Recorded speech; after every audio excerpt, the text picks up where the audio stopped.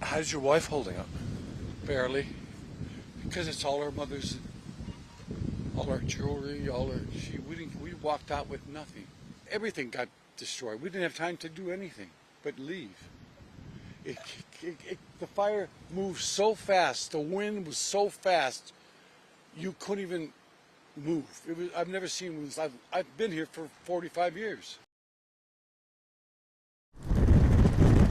Forecasters say powerful winds and dry conditions are creating a, quote, life-threatening situation. This fire is moving dangerously fast. The Ventura County Sheriff's Office made 14,000 contacts Wednesday in an effort to get residents to flee. You can find yourself quickly trapped, so we encourage you, when you get the notification, please leave. While officials are warning residents, don't be a hero, one father-son team ignored that warning. We're burning. Dude, right look here. at you. Your shirt is singed. All three of these houses would be gone if we weren't here.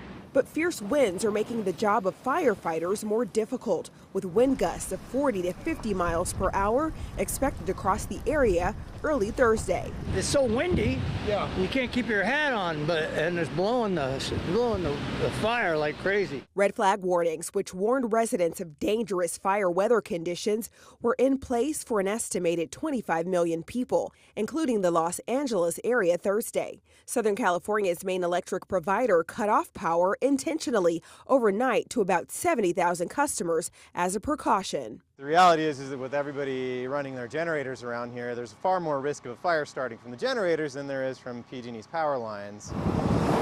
In Ventura County, the mountain fire burned through a football field worth of land every 4 seconds Wednesday. Every helicopter, every fixed-wing aircraft, everything we've been able to get a hold of is here fighting this fire. I'm Sherelle Hubbard reporting.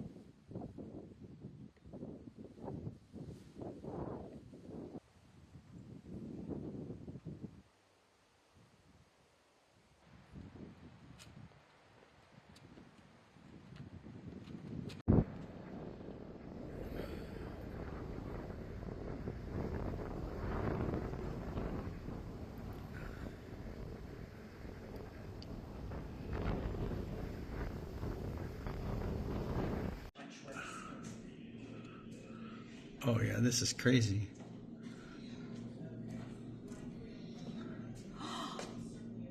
Oh my gosh.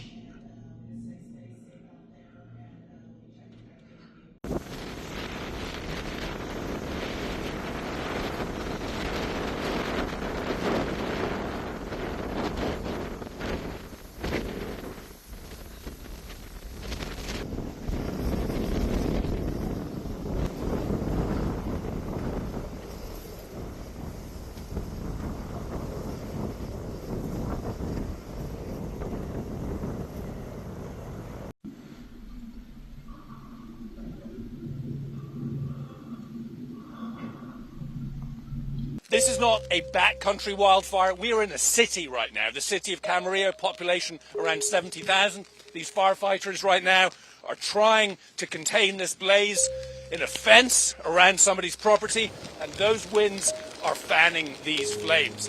Gusts of 60 plus miles an hour. Perfect conditions right now, unfortunately, for a wildfire. I don't remember the last time it rained around Los Angeles. Many people have been evacuated, homes have been lost, and people have been injured. It's less than 1,000 feet from us, and we kept trying to find our way out through the smoke, and there was fires on the side of the road and in front of us, and we kept going in circles, and we finally got out, and so we've just been kind of driving around.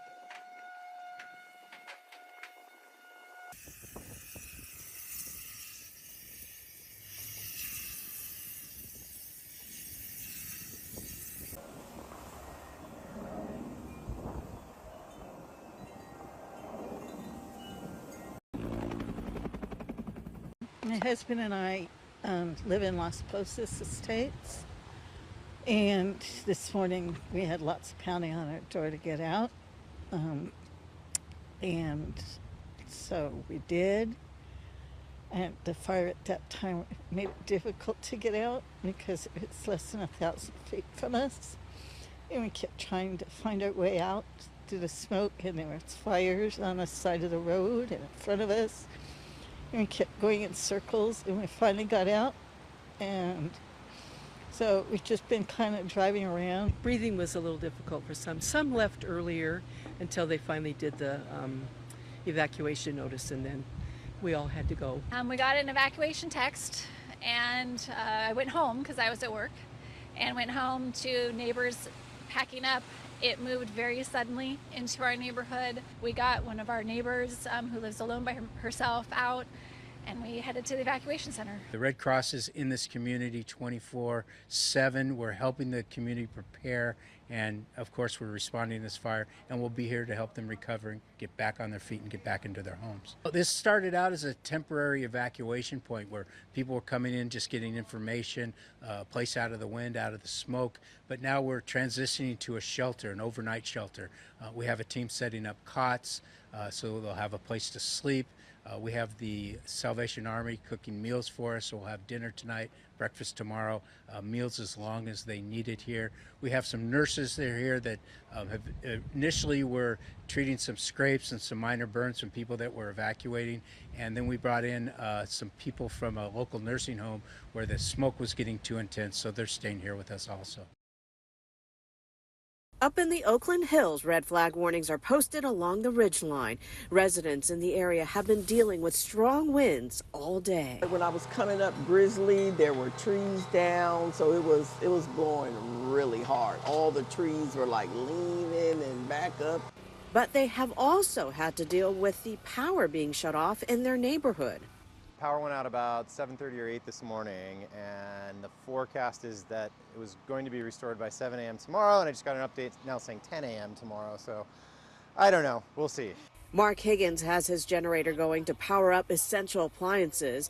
When it comes to fire safety, he's more concerned about the chorus of generators buzzing in his neighborhood. The reality is that with everybody running their generators around here, there's far more risk of a fire starting from the generators than there is from PG&E's power lines. So I actually don't think it's very safe to have them shut down all the power the way they do. Higgins moved into his home just about 5 years ago, so he didn't deal with the Oakland Hills fire in 1991. But the home that was originally on his property was destroyed. They use this street as sort of the fire break, I believe. There's, I think, one house, they call it the Miracle House down there, that survived. But aside from that, everything on the side burned. His newly built home has sprinklers and a fire-resistant exterior. Even before he moved in, he read through the fire report and found out what happened and what has been done to prevent it from happening again. Fire danger is always a concern, especially when offshore winds are in the forecast. It's something that we all are dealing with so much more, and it just feels like in the past 5-6 years, it's become so much more front and center.